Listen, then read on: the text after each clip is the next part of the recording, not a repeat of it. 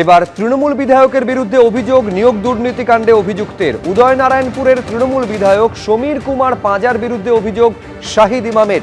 থানার ভেতরে ও পুলিশ সুপারের অফিসে ঢুকে হুমকির অভিযোগ।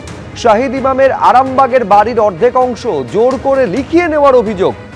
এসএসসি দুর্নীতি মামলায় সিবিআই এর হাতে গ্রেপ্তার হন শাহিদ ইমাম, পরে জামিন পান তিনি। ৯ ডিসেম্বর পুলিশি হেফাজতে থাকাকালীন বিধায়ক সমীর পাঁজা হেনস্থা করেন বলে অভিযোগ। ১৯ ডিসেম্বর তার বাড়ির অর্ধেক অংশ জোর করে লিখিয়ে নেওয়ার অভিযোগ।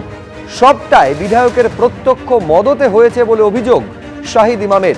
শাহিদ ইমামকে পুলিশি নিরাপত্তা দেওয়ার নির্দেশ কলকাতা হাইকোর্টের। রাজ্য ও বিধায়ককে হলফনামা ও সিসি ফুটেজ সংরক্ষণ করার নির্দেশ।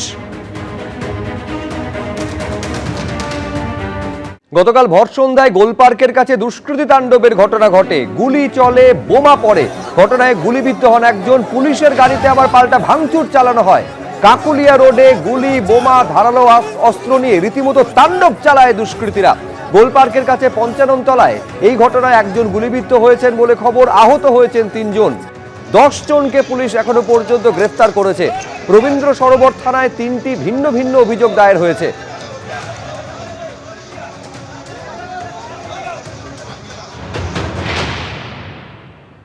ভর সন্ধেবেলা কাকলিয়া রোডে গুলি বোমার বর্ষণ। ইতিমধ্যে এলাকার বাসিন্দারা জানাচ্ছেন তারা আতঙ্কিত। গতকাল ঠিক যে জায়গায় আমরা দাঁড়িয়ে আছি, আজকে সকাল থেকেই সেখানে পুলিশ যেমন মোতায়েন, তার সঙ্গে সঙ্গে এই শুলতিগুলো পড়ে রয়েছে, যেগুলো একের পর এক বোমা এখানে ফেটেছে।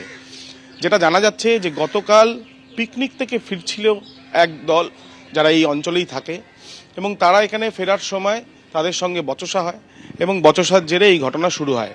এবং তারপর গুলি বোমা অন্তত পক্ষে ১ থেকে ১.৫ কিলোমিটার রাস্তা জুড়ে এই ঘটনা চলতে থাকে। তখন পড়েনি, প্রথমে হঠাৎ দেখছি যে কমসে কম ৫০ থেকে ৬০ জন এখান থেকে যাচ্ছে দৌড়ে দৌড়ে। আমি ভাবলাম ওখানে ট্রেন মাঝে মাঝে অবরোধ হয়তো ট্রেনটা চলছে না, ওই জন্য হয়তো যাচ্ছে। তো তাই সব হতে হতে তারপরে আরো লোক হয়ে গেল ১০০ জনের মতো। এবার আমার দোকানেও এসেছিল, ওরা বলছে যে রুমাল আছে, আমার দোকানে আছে কিন্তু আমি দিইনি। ওরা রুমাল মুখে বেঁধে এইসবগুলো করতে চাইছিল। ন্যাচারাল বুঝতে পারছেন, এখান থেকে নানা করে সন্ধ্যেবেলা ৫০০ লোক থাকে, পাড়ার ছেলে মেয়ে, তাদের মধ্যে এরকম ওপেন টু বুম চালিয়ে গুলি চালিয়ে কার না কার লাগতো, কি হতো, দায়িত্বটা কে নিত? ২ মিনিটের রাস্তায় পুলিশ স্টেশন, তাই কেউ আসেনি। সব তো ছেলে মেয়ে দৌড়াচ্ছে। আতঙ্কে তো আছি আমরা সবাই। আর ওখানটা বাচ্চাগুলো খেলছে, তখনই দেখছি যে ২০০ খানার মতন ছেলে ঢুকলো। ঠিক ওই গাড়ি, লাল গাড়িটা আছে, অত অব্দি এসছে, দিয়ে আস্তে আস্তে আসছে গুলি বোম। আমরা তো দিশাহারা, মানে বাচ্চাগুলো সব ওখানে বসে আছে, ওরকম ভাবে গুলি বোম পড়ছে। আমি সে কবেকার দেখেছি ওইসব জিনিস, এইসব তো আর এই এলাকায় হয় না। কাল ঠিক যেখানে এই ঘটনা ঘটেছে, অর্থাৎ কাকলিয়া রোড, সেখানে বোমা গুলি চালানো হয়েছে এবং চালিয়েছে সে এবং তার দলবলেরা। এই বাবু সোনা পাপ্পুর লোক, এমনটাই অভিযোগ উঠে এসছে। কিন্তু তার পরিবারের সদস্যরা কি বলছেন, কোথায় এখন বাবু সোনা, তার মায়ের সঙ্গে কথা বলবো। আপনি তো বাবু সোনার মা, বাবু সোনা কোথায়?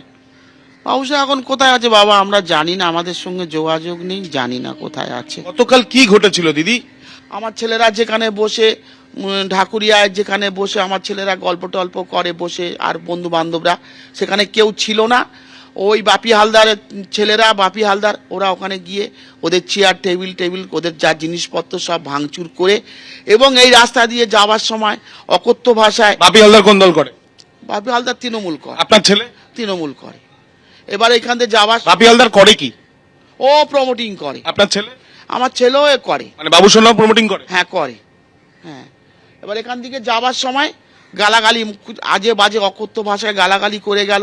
সোনা পাপ্পুর নামেও গালাগালি করে গেল। সোনা পাপ্পুর এত ক্লোজ ছিল বাবু সোনা? ক্লোজ ঠিক নয়, এরকম উনি একটা বড় মাপের মানুষ। কোথায়? বাবু সোনা তো এখন কি করে হবে? এই রিসেন্ট যখন দেখাচ্ছে টিভিতে এত কিছু, এত কখনো সেটা থাকতে পারে? কখনো মানে পালিয়ে গেছে? পালিয়ে গেছে বলবো না আমি, সে সবার ঘরে যাবে, যাদের যাদের নাম হয়েছে তারা কেউ ঘরে নেই, কেউ থাকবে না। কেন ভুল লোকেদের সঙ্গে যদি এরকম করে, ও তো কিছু করেনি। বাবু সোনার নামে অভিযোগ হচ্ছে যে সে লোকজন নিয়ে গিয়ে গুলি চালিয়েছে, বোমা মেরেছে, এবং সোনা পাপ্পুর লোক সে। ওটা তো দাদার নাম, মানে কিছু হলেই মানে গুলি চালাবে, এই করবে, উঠবেই, দাদার নামও উঠবে। আর এ যদি কিছুতে যায়, যেটা সোনা বাপু বলছেন, ওনার নাম উঠবে, এর নাম উঠবে। এরা যদি কিছু নাও করে, এদের নাম উঠে যাবে। কোন দল করে বাবু সোনা? কোন দল করে? দেখুন এখানে কোন দল করে, মানে সক্রিয়ভাবে? তৃণমূল করে। এবিপি আনন্দ, এগিয়ে থাকে, এগিয়ে রাখে।